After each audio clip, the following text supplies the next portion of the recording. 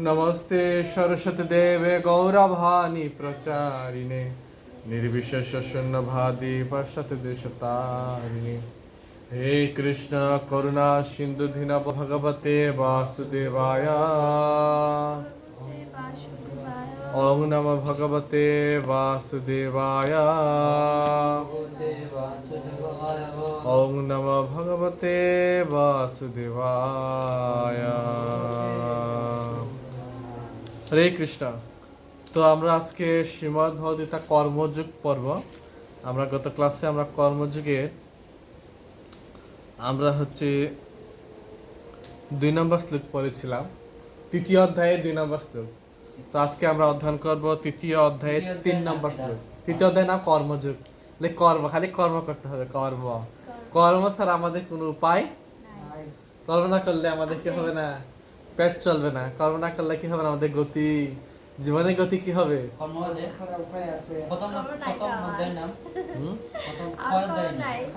আঠারো অধ্যায়ের নাম 18টা অধ্যায় রয়েছে, ঠিক আছে? তো তার মধ্যে আমরা 3 নম্বর অধ্যায় পড়বো, কর্মযোগ। কর্মযোগে আজকে পড়বো 3 নম্বর শ্লোক পড়বো। সঞ্চার করবো। শ্রী ভগবান উবাচ শ্রী ভগবান উবাচ শ্রী ভগবান উবাচ লোকে অস্মিন দ্বিবিধা নিষ্ঠা লোকে অস্মিন দ্বিবিধা নিষ্ঠা। বলো। পুরা প্রুক্তা ময়া নঘ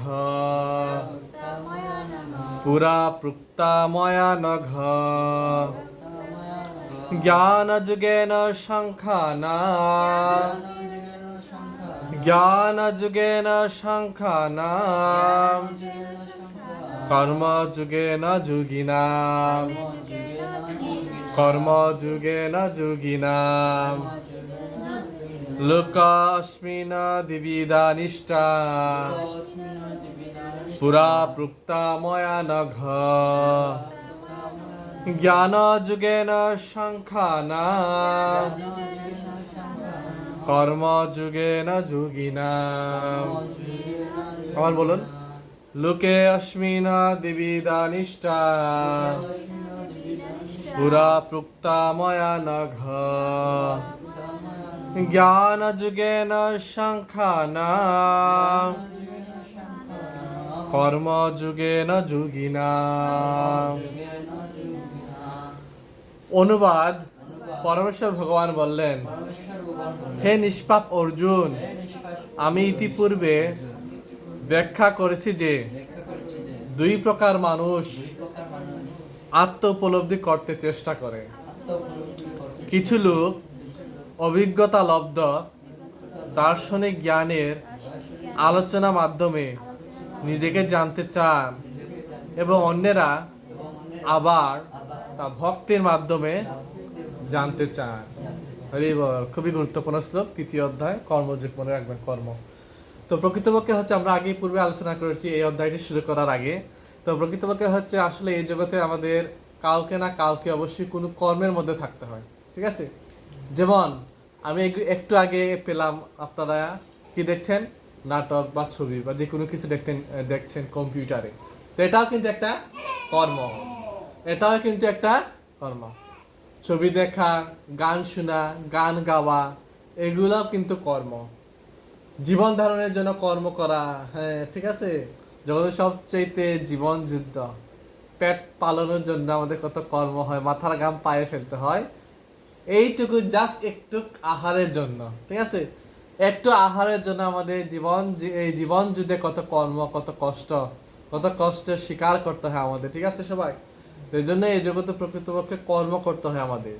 কিন্তু তার মধ্যে সবচেয়ে গুরুত্বপূর্ণ একটা প্রশ্ন আছে, আসলে প্রকৃতপক্ষে আমরা এই জগতে কর্ম তো করেই যা, কর্ম করি না? হাস্য কর্ম করে, গাধাও কিন্তু পরিশ্রম করে। গাধা কি করে? উট কি করে? দিন রাত পরিশ্রম করে, ঠিক আছে? মহিষ কি করে? দিন রাত পরিশ্রম করে। গাধা খাটনি দেওয়ায় জমিনে, লাঙ্গল বাওয়ায়, ঠিক আছে? জমি চাষ করায় লাঙ্গল গাধা দিয়া, ঠিক আছে? কিন্তু দিন শেষে তার কি ধনী হয় না? কোটি টাকার মালিক হয় গাধা? 1 টাকার মালিক হয় না, কিন্তু পরিশ্রম করে। কিন্তু গাধায় কিন্তু পরিশ্রম করে, কিন্তু কর্ম করে, পরিশ্রম করে, কিন্তু দিন শেষে কোনো কোটি কোনো কিছুরও কি হয় না, পায় না। কর্মের ফল এটা হচ্ছে গিয়ে জাগতিক কর্ম, ঠিক আছে। প্রকৃতভাবে গাধা তো কোনো মানুষের পর্যায়ে পড়ে না, তো তার কোনো বিচার বুদ্ধি নেই, সে ভগৎ কর্ম করতে এইটুকু তার জ্ঞান নেই, ঠিক আছে। ভগৎ ভক্তি করবো, ভগবানের প্রসাদ পাবে, রথে যাবে, এরকম কোনো জ্ঞান আছে গাদার? কোনো জ্ঞান নাই। এখন তার উদ্ধার হওয়ার পথ হচ্ছে গিয়ে সে যখন কোটি কোটি জন্ম আসবে যাবে এই জগতে, তখন কোনো না কোনো জন্মে যদি তার কোনো ভগবানের কৃপা করে সে মনুষ্য রূপে পাবে, তারপরে ভক্তি, এর আগে কোনো ভক্তি নাই, ঠিক আছে সবাই। এজন্য ভগবানের ভজনা করার একমাত্র কোনটা? মনুষ্য। এটা হচ্ছে দুনিয়ার সবচাইতে বড় সুযোগ হচ্ছে এই মনুষ্য জীবন, আর একমাত্র মনুষ্য জীবনে ভক্তি। হ্যাঁ, এজন্য আমাদের চিন্তা করা উচিত আসলে এই যে মানুষের জীবন পেয়েছি, দুটি হাত, পা, নাক, কান, গলা, ঠিক আছে, মাথা, ঠিক আছে, চোখ, নাক, এইগুলা জিনিস যে আমরা পাচ্ছি, আসলে এই জিনিসগুলা দিয়ে আমরা কি করছি? হ্যাঁ, বুঝতে পারছি না, এই জিনিসগুলা কি করছি? একমাত্র দেখো, একমাত্র মানুষে কিন্তু ভজনা করতে পারে, কীর্তন করতে পারে, জপ করতে পারে, একাদশী করতে পারে, ঠিক আছে। গাধা কি একাদশী করতে পারবে? ভগবানের ভক্তি করতে পারবে? এই যে এখন গীতা ক্লাস শুনছি, কুকুর, মেকুর, বেড়া, ছাগল, পোকা মাকড় পারবে কৃষ্ণ গান শুনতে বা শুনতে, গীতা ক্লাস শুনতে, একাদশী করতে? না। তাহলে এগুলা কার জন্য? এই যে রথযাত্রা, একাদশী, গীতা পাঠ পড়ানো, মন্দিরে যাওয়া, সাধুসঙ্গ করা, ভক্তি করা, ধর্মকর্ম করা, এগুলা কার জন্য? এগুলা কে করা? কার করা কর্তব্য এগুলা? এগুলা হচ্ছে আমাদের জন্য, ঠিক আছে। মানুষ একমাত্র মনুষ্য জীবন, ঠিক আছে। আমরা কত লক্ষ? 84 লক্ষ প্রকার জন্য আমরা জন্মগ্রহণ করেছি, ঠিক আছে। 4 লক্ষ মানুষ, মানুষের মধ্যে অনেক প্রকার আছে, জানো সবাই, অনেক প্রকার মানুষ আছে। আর কিন্তু এই জগতে আছে যদি আমরা এরকম কিছু না, নিচে আরো 7টা আছে, উপরে আরো 7টা আছে, দুনিয়া নিচে 7টা আছে, ঠিক আছে, রসাতল, পাতাল, ঠিক আছে, স্বর্গ, নরক, অনেক অনেক কোটি কোটি জন্ম কি আছে, দুনিয়া আছে, ঠিক আছে। তো এই জন্য আর মাঝখান মধ্যখানে দিকে আমরা ভুলুক পৃথিবী যেটা হয়, এটা হলো মধ্যখানে আমরা। এর নিচে অনেক অনেক মানে কত জন্তু জানোয়ার আছে, আমাদের কোনো হিসাব নাই। আমাদের মতো মানুষ আছে, মানুষের মধ্যে 4 লক্ষ মানুষ আছে, ঠিক আছে।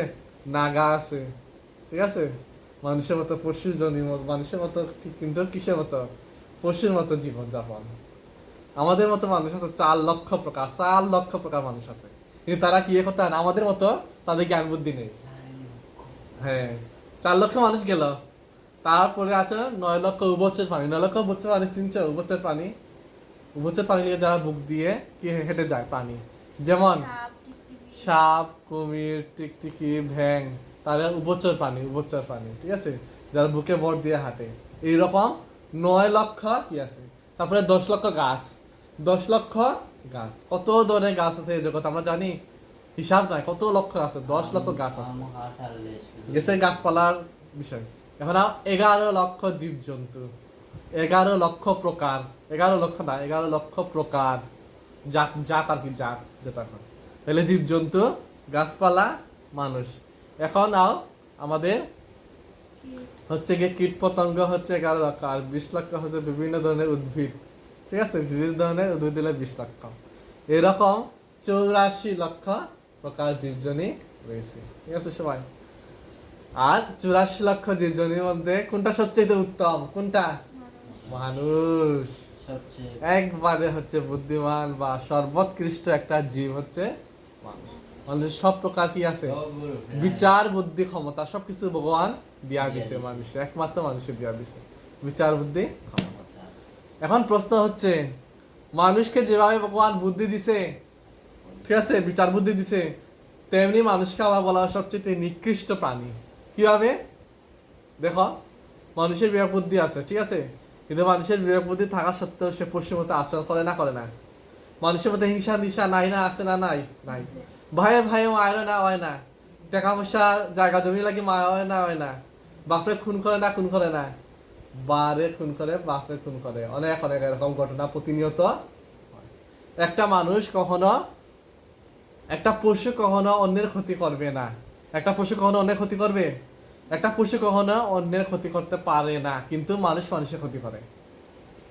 টাকার জন্য মানুষে খুন করে, আত্মীয় স্বজনের মধ্যে বিবাদ, নিন্দা, হিংসা দিংসা, এগুলো কার মধ্যে আছে? এই মানুষের মধ্যে আছে। ঠিক আছে, মানুষকে যেভাবে বুদ্ধিমান প্রাণী বলা হয়, তেমনি সবচেয়ে নিকৃষ্ট ব্যক্তিকে মানুষই। ঠিক আছে, এই দেখো হিংসা দিংসা, দুনিয়া যত খুন খারাপি, ডাকাতি, চুরি ডাকাতি, কে করে এগুলা? হাঁসে করে, মুরগি করে, না গরু ছাগলে করে? কে করে এগুলা? এই মানুষই করে। এই যে এই জগতে তো পাপ কর্ম, চুরি ডাকাতি, দ্বন্দ্ব, মার দাঙ্গা, ঠিক আছে, আত্মীয় আত্মীয় স্বজনের মধ্যে মারামারি, জায়গা জমিনের জন্য মারামারি, টাকা পয়সার জন্য মারামারি, ঠিক আছে, এগুলা কিন্তু মানুষই করে। কোনো পশু করে এগুলা? এগুলো কিন্তু কোনো পশুই করে না। এর জন্যই মানুষকে যেমন এই জগতে শ্রেষ্ঠ জীব বলা হয়, তেমনি মানুষকে আবার এই জগতে সর্বোৎকৃষ্ট কি? নিকৃষ্ট, নিকৃষ্ট প্রাণী। ঠিক আছে, একটা হাঁস, একটা গরু ছাগল দেখি কি করবে? তার যখন পেট ভরে যাবে তখন সে আর খাবে না। ঠিক আছে, একটা অন্যের জমিনও যদি সে গিয়ে খায়, আর যখন পেট ভরবে তখন আর সে আর খাবে না। কিন্তু মানুষ কি করে? আমরা কি করি? খেয়েও যায় আবার লইয়াও যায় বস্তাত ভরিয়া। ঠিক আছে, কথা আছে না?